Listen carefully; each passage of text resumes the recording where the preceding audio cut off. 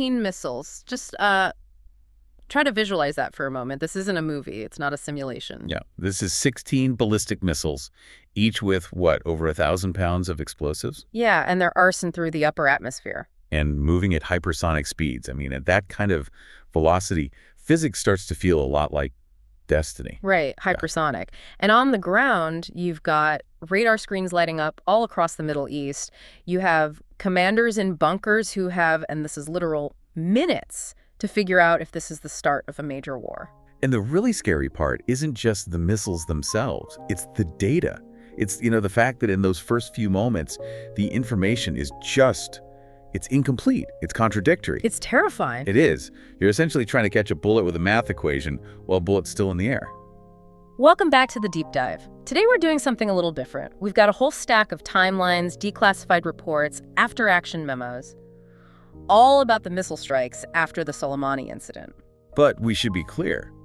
We are not here to relitigate the politics. Who was right, who was wrong. That's a whole other conversation. Exactly. Today is about the mechanics of escalation. We want to get into the gears of the machine. We're doing a minute-by-minute reconstruction of that night. We're going to look at that classic idea, the fog of war.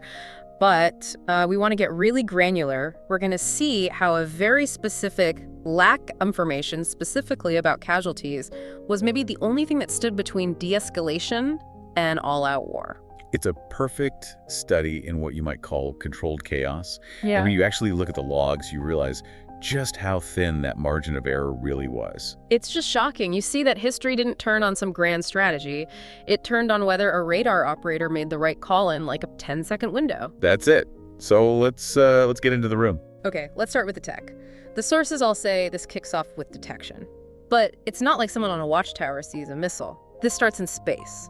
I was reading about the SBR system, the space-based infrared system. That's the first domino. Okay? That's the heavy lifter, yeah. Huh. SBR satellites are parked in geosynchronous orbit, and they're just staring at the Earth 24/7. They're not looking for metal, not looking for a radar echo. They're looking for heat. Or the heat bloom. Exactly.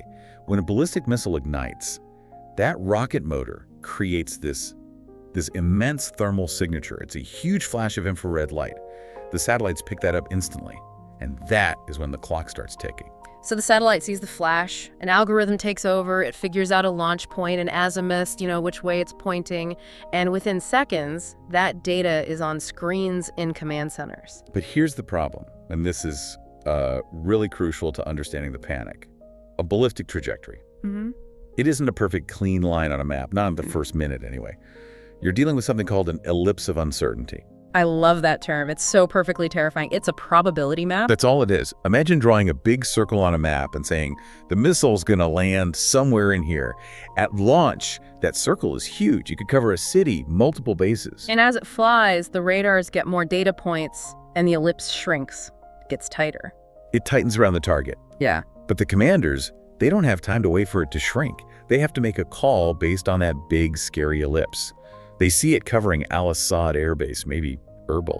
And they have to ask, are we under attack? Do we scramble jets? Do we fire interceptors? And the atmosphere in those command centers, reading the reports, it's not a debate. It's just an information scramble.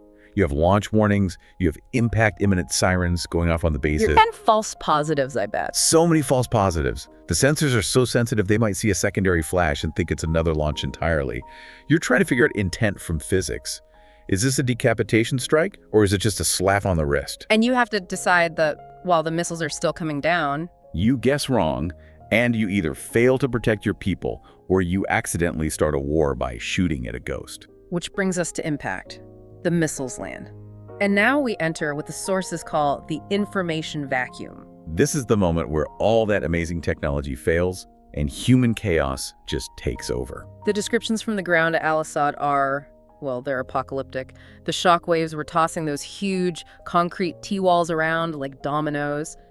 And the dust, that's the detail that really sticks with me. Oh, the dust is a huge factor. It was so thick it blinded the thermal cameras. Drones couldn't see. Satellites couldn't see. And the power goes out. Fiber optic lines are cut. So if you're in Washington, you're just staring at a screen that went dark. That is the ultimate nightmare scenario for a president or general. You've lost your eyes on target. 16 missiles just hit. You have thousands of troops there. And now there's just silence. So this is where that information lag becomes the most dangerous thing in the world. The commanders need to know one thing. It's the only metric that matters. How many are dead? That's the magic number. It is. And eventually, a report comes back over a backup line. And it says, 0 confirmed. But, and this is a massive but, we have to break down what 0 confirmed actually means in that context. Right. It doesn't mean everyone is fine, we're all okay. No. It just means we haven't found a body yet. But remember the dust, the collapsed bunkers. You can count craters from a satellite instantly. You can't count casualties until you physically dig people out and do a head count. I was looking at the timeline, and there's a gap of, 45 minutes where that number was just a placeholder? That's an eternity in a crisis like this. Washington is hoping for 0, but they have to plan for 50. Absolutely. Imagine the tension. You're just holding the phone. If the next call says, we found 20 key IAs in Bunker 3, the United States is at war. The decision has been made for you. But if it stays at 0, you have options. You are literally suspended in that probability gap. So let's shift to D.C. Let's look at that calculus of war, because this isn't just about, an emotional response. There's a specific doctrine here about casualties. Right. It's a decision tree. And the doctrine, it generally holds that a strike without fatalities allows for political flexibility. It gives you what they call an off-ramp. Meaning, if nobody dies, the president can get on TV, condemn the attack, slap on more sanctions, maybe move a carrier group around. He can look tough without actually pulling the trigger. He can absorb the blow politically. The cost was just concrete and steel. But if there are bodies, then the flowchart changes. A strike with mass casualties. It constrains your option. It almost forces a kinetic response. I think this is where a lot of us get confused. We ask, well, why can't a president just choose not to escalate? But it's about deterrence, isn't it? It's that domino effect. If American soldiers die and you do nothing, you lose credibility. Suddenly, every adversary, Russia, China, they think they can take a shot at you and get away with it. You look weak. And the domestic pressure would be insane. You can't have dead soldiers on the news without some kind of visible counterstrike. So in that room in D.C., they're not just counting bodies out of a sense of tragedy. They're counting to see if their hands are tied. They're counting to see if they still have free will in the crisis. If the number is 0, they have agency. If it's anything else, the machine just takes over. That is the perfect way to put it. And while they're doing that math, they still don't know if the attack is even over, which I think is a perfect time to flip the perspective. We've seen Washington. Let's look at Tehran. This is the side we so often forget in the West. We assume they're just celebrating a successful strike. Yeah. But the sources suggest they were just as terrified as Washington was. The analysis I read called it the anxiety of success, which sounds so counterintuitive. It does. But you have to understand their goal. This was a show of force. It was almost performative. They had to show their own people they were strong enough to hit back at the Americans. But they desperately needed to avoid killing so many that it would trigger a full-scale invasion. That is threading a needle. You're firing ballistic missiles, which aren't exactly sniper rifles, and hoping you just break enough stuff to look tough. It is the highest stakes poker game imaginable. Yeah. And right after they launch, they're glued to their own screens or watching satellite imagery, trying to intercept signals, probably watching American news channels. And then what are they looking for? Signals intelligence. If they see U.S. bombers taking off from Diego Garcia or fighter wings scrambling, that signals immediate, overwhelming retaliation. But that means the Americans are coming back hard. Yes. But if there's silence, if the U.S. forces just stay in a defensive posture, that signals restraint. But that ambiguity must be maddening. A troop movement on a screen, is that defensive, or are they moving to launch positions? And that's the danger of misinterpretation. Silence could be a strategic choice, or it could just mean American communications are down. Both sides are staring at a foggy window, trying to guess what the other is thinking. And sadly, that fog of war, it's not just a metaphor. It had a real, tragic, human cost that night. We have to talk about Flight 752. This is the shadow that hangs over the entire event.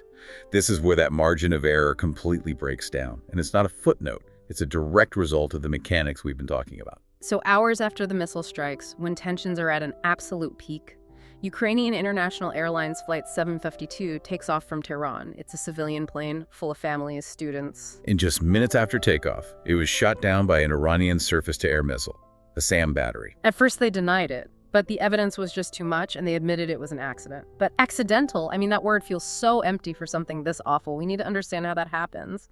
It comes down to the psychology of the person in the chair and the limits of the technology. You really have to put yourself in the seat of that SAM operator. Okay, so set the scene for us. You're in a mobile air defense unit. Yeah. You know, your country just fired on the United States. You have been told repeatedly that the Americans are coming back. Yeah. You are on a hair trigger alert. And they were worried about electronic warfare, right? That their radars would be jammed or spoofed. That was a huge factor. So the operators are already distrusting your own equipment. They're looking for cruise missiles. Which fly low and fast. Exactly. So Flight 752 takes off. It's a Boeing 737. On a normal day, it's a huge, obvious radar signature. But if you think you're being jammed or if there's a technical error, it just looks like a blip. A blip that's moving away from the airport. Well, here's the tragedy. There was a misalignment in that specific radar unit, a technical error. It made the plane look like it was moving toward a sensitive military site, not away. Oh, no. So the operator sees this. He tries to call command for authorization to fire, but the lines are jammed or busy. And he has to decide. He has a window. The analysis says he had about 10 seconds. 10 seconds to decide. Is that a plane full of civilians, or is it a cruise missile about to wipe out my unit? 10 seconds. And because of the fog of war, because of the expectation of violence, his brain filled in the gaps with the worst-case scenario. He saw a threat, and he fired. It's the perfect tragic illustration of the cost of operating at that level of tension. We talk about the margin of error in politics, but here it's human. When you're expecting a fight, everything starts to look like a weapon. That tragedy is the grim proof of how dangerous this all is. It's not just about soldiers. Civilians get caught in the machinery. That plane crash, it was a casualty of this crisis. It's heartbreaking. So we get to the next morning, the sun comes up, the dust has settled, literally at Al-Assad. And this is the decision point for the U.S. The casualty numbers finally solidify. That zero confirmed report holds. Now, we know there were injuries reported later, a lot of them. Over 100 soldiers with traumatic brain injuries from the blast. Those are serious, life-altering injuries. But in that immediate binary metric of dead or alive, there was no mass loss of life. And because of that single fact, the U.S. response could be shaped toward de-escalation. The public statements are incredible to look back on. They went from, we will destroy you to all is well. It was a massive pivot. Instead of launching bombers, the response shifted to tightened sanctions. From ballistic missiles to banking restrictions in less than half a day, a crisis didn't spiral out of control. It didn't. But here's the real takeaway, I think. The crisis wasn't resolved by calm diplomacy. There weren't ambassadors sipping tea while missiles were in the air. No, it was resolved by the messy mechanics we just laid out. It was stabilized by incomplete information that, luckily, turned out to be favorable. Yeah. It was stabilized by a margin of error that just barely held. The ellipse of uncertainty happened to center on an empty part of the base instead of a full barracks. It makes you think about all the what-ifs. The sources raise them, and they are chilling. What if the radar had misread one trajectory and the soldiers hadn't gotten to the bunkers in time? Or what if that first casualty report had been wrong? What if some terrified lieutenant radioed 20 dead just because he saw a building collapse? The decision to go to war might have been made before the correction ever came through. We look back and we think it was inevitable that it de-escalated. We think, oh, cooler heads prevailed. But looking at this, it really feels more like a coin flip. It does. We like to think history is made by these grand, deliberate strategies, but so often it just hinges on clarity. And as we saw today, clarity is one of the rarest commodities in a crisis. This whole event is a perfect example of a war that almost happened. It's a really sobering thought that we navigate these margins every day, and we don't even know how close we are to the edge. And that's the final point, I think. The system worked, but just barely. It worked because of a few feet of concrete and a few seconds of luck. And it leaves you asking, next time, will that margin hold? That is a question I'm going to be thinking about for a long time. Thanks for unpacking all this with me. It's wild to get under the hood of a crisis like this. Always fascinating. A little scary, but fascinating. And to our listener, thanks for diving deep with us. Maybe take a moment today to think about those margins of error in the news you see. What do we really know, and what are we all just guessing at? We'll catch you on the next deep dive. Stay curious.